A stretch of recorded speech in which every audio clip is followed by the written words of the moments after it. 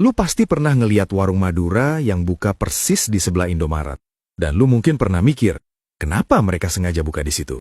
Gue juga pernah mikir hal yang sama. Sampai akhirnya gue cari tahu. Dan jawabannya jauh lebih menarik dari yang gue kira. Bayangin lu lagi keluar dari Indomaret, plastik belanjaan di tangan. Terus lu nengok ke kiri, ada warung kecil. Nempel persis di sebelahnya. Jual rokok, jual mie instan, jual minuman dingin. Barang yang sama. Dan warung itu buka. Bukan cuma buka, warung itu rame. Ada yang beli kopi saset satuan, ada yang nebeng charge HP, ada yang cuma nongkrong sambil ngerokok. Sementara Indomaret di sebelahnya juga tetap jalan. AC-nya nyala, raknya rapi, promo terpasang di kaca depan. Dua toko yang jual barang nyaris identik. Jarak kurang dari 10 meter. Dan dua-duanya hidup. Kalau lu perhatiin, ini kejadian di mana-mana. Bukan cuma di satu komplek. Di hampir setiap Indomaret dan Alfamart di seluruh Indonesia, ada warung Madura dalam radius belasan meter. Indomaret sendiri punya lebih dari 21.000 gerai. Kalau diberdiriin satu persatu di sepanjang jalan, itu kayak jalan dari Jakarta sampai Surabaya pulang pergi. Dan di sebelah gerai itu, biasanya ada warung kecil yang tetap hidup. Secara logika bisnis, ini nggak masuk akal. Lu buka toko kecil tanpa AC, tanpa sistem kasir digital, tepat di sebelah raksasa retail yang punya semuanya. Itu kayak buka warung nasi goreng di food court mall yang udah ada franchise terkenal. Tapi mereka tetap di situ. Dan yang bikin gue penasaran, kayaknya mereka emang sengaja. Lu pasti mikir gini, warung Madura bisa bertahan karena mereka lebih murah. Mereka buka 24 jam, mereka jual barang satuan yang Indomaret gak jual, rokok bisa dibeli sebatang. Semua itu benar, gak ada satupun yang salah. Dan emang kelihatan beda. Di etalase warung Madura, rokok digantung sebatang-sebatang di tali. Sabun sachet numpuk di toples kaca. Minuman dingin berjejer di kulkas kecil yang suaranya kadang lebih keras dari musiknya. Semuanya dijual satuan. Sementara di Indomaret sebelahnya, barang yang sama duduk rapih di rak. Ada barcode, ada harga tercetak, packaging utuh. Tapi coba pikirin lagi. Kalau alasan utamanya cuma itu, kenapa mereka nggak buka di tempat lain? Kalau keunggulan mereka adalah harga murah dan jam operasional panjang, mereka bisa buka di mana aja. Di depan kampus, di dekat pasar, di terminal. Tapi mereka nggak lakuin itu. Mereka milih buka persis di sebelah Indomaret atau Alfamart, kadang di antaranya. Dan itu keputusan yang konsisten, bukan 1-2 warung, ribuan. Jadi lebih murah dan buka 24 jam itu benar. Tapi itu cuma ngejelasin kenapa warung Madura bisa survive. Bukan kenapa mereka milih buka di sebelah Indomaret. Kalau emang cuma soal murah dan buka terus, mereka bisa buka di mana aja kan? Tapi enggak. Mereka sengaja nempel di sebelah minimarket. Dan itu yang bikin gue makin penasaran. Mungkin lu juga mulai mikir ke arah yang sama. Mereka buka di situ karena emang nggak punya pilihan lain. Memang, penjelasan ini dipercaya banyak orang, meskipun jarang dibahas. Modal kecil, pendidikan terbatas, nggak ngerti bisnis modern. Jadi ya udah, buka aja di mana ada ruang kosong. Penjelasan ini kedengarannya masuk akal. Tapi begitu kita lihat lebih dekat, realitanya beda banget. Gue kenal seseorang, sebut aja Pak Hasan, 43 tahun, dia punya 3 warung Madura di Bekasi. Semuanya dalam radius 2 km dari Indomaret yang berbeda.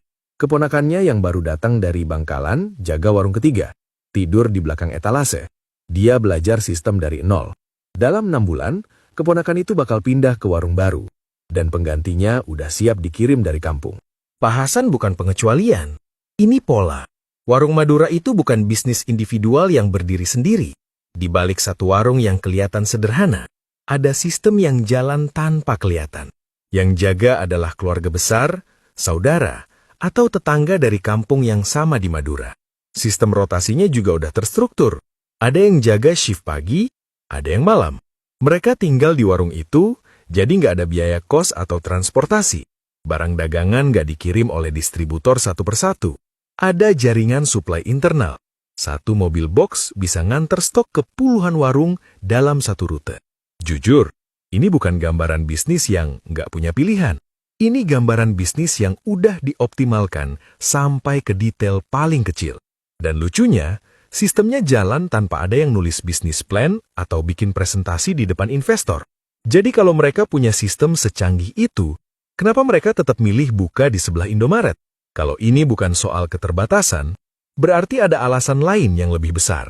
Mungkin lu mikir kayak gini, oke, warung Madura emang bisa bertahan sekarang.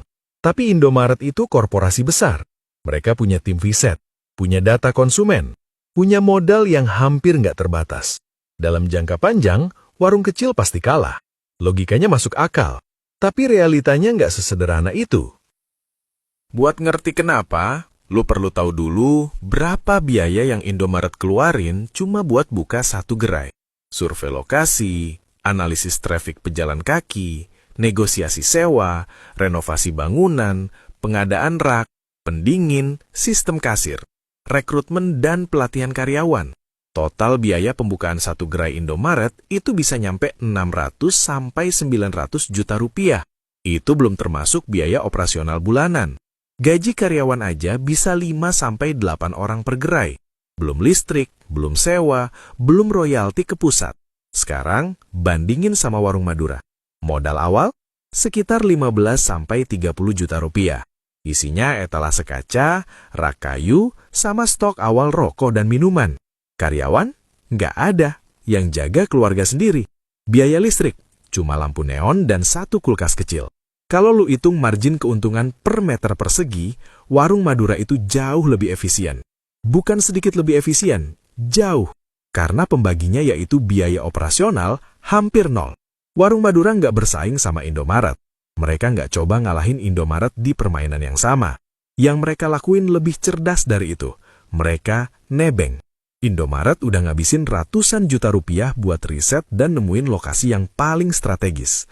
Lokasi dengan traffic paling tinggi, lokasi yang udah terbukti rame, warung Madura tinggal buka di sebelahnya. Nol riset, nol analisis, cukup lihat di mana Indomaret berdiri dan buka di sampingnya. Ini kayak ikan remora yang nempel di badan hiu. Hiu yang berenang, hiu yang cari makan, hiu yang keluarin energi besar buat bergerak. Remora cuma nempel dan dapat makanan gratis dari sisa-sisa yang jatuh. Kalau kita mundur sebentar dan lihat polanya dari jauh, yang terjadi di sini sebenarnya lebih menarik dari sekadar warung lawan minimarket. Warung Madura menjalankan sesuatu yang di dunia bisnis punya nama, parasitic retail strategy. Strategi di mana bisnis kecil sengaja menempel pada bisnis besar bukan buat bersaing, tapi buat nebeng infrastruktur yang udah dibangun. Infrastruktur lokasi, infrastruktur traffic, infrastruktur kepercayaan konsumen bahwa daerah ini tempat belanja. Dan yang bikin strategi ini unik versi warung Madura, mereka nggak cuma nebeng lokasi, mereka ngisi celah yang secara struktural nggak bisa diisi Indomaret. Indomaret punya batasan struktural yang nggak bisa dilawan. Regulasinya nggak izinin jual rokok sebatang. Sistem gajinya bikin operasional malam jadi mahal. Dan harga di rak itu fix. Nggak bisa naik turun tergantung siapa pembelinya. Warung Madura nggak punya satupun batasan itu. Hasilnya, dua bisnis ini nggak bersaing memperebutkan kue yang sama. Mereka ngiris kue yang berbeda dari traffic yang sama. Orang yang mau beli air mineral 1 dus, pergi ke Indomaret. Orang yang mau beli sebotol dan ngobrol sebentar, pergi ke warung. Ironisnya, semakin banyak Indomaret buka gerai baru, semakin banyak juga sinyal gratis buat warung Madura. Setiap gerai Indomaret baru, itu pada dasarnya ngasih tahu, lokasi ini udah terbukti rame, silahkan buka di sebelah. Jujur, gue nggak yakin semua pemilik warung Madura mikirin ini secara sadar. Mungkin nggak ada satupun yang pernah bilang, gue mau nebeng infrastruktur Indomaret. Tapi wisdom kolektif nggak butuh satu orang yang paham semuanya. Cukup ribuan orang yang pelan-pelan nemuin pola yang sama. Kita ngomongin fenomena yang skalanya nggak kecil. Jumlah gerai Indomaret dan Alfamart digabung ada lebih dari 40.000 di seluruh Indonesia. Bayangin peta Indonesia. Setiap titiknya mewakili satu gerai Indomaret atau Alfamart.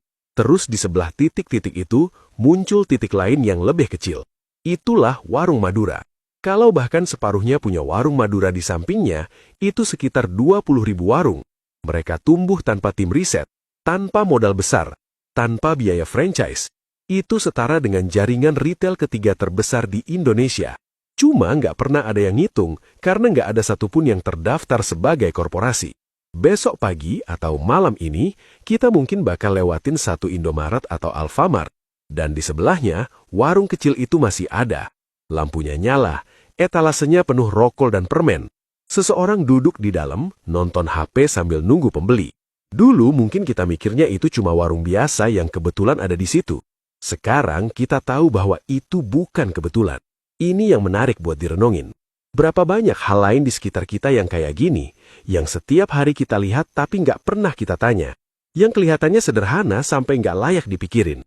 Tapi begitu digali, ternyata ada logika yang jauh lebih dalam dari yang kita kira.